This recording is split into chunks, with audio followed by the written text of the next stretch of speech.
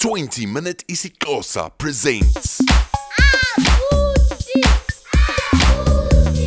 Molo bhuti, yithi molo ebantwaneni. Molweni bantwana. Namhlanje sifunda ngezinto esizifumana ngaphakathi endlini. Nilungile bantwana? Okokuqala, igama lebhedi ngesingesi ngu-bed. Igama lesitulo ngu-chair.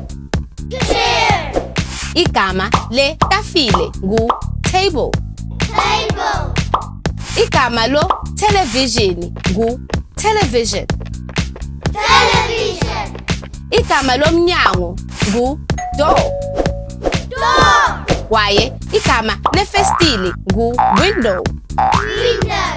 Ngoku sino bed, table, television, chair, door, no window.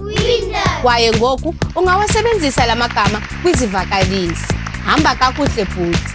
Hambani kakuhle bantwana. Sobonana kwixesha elizayo.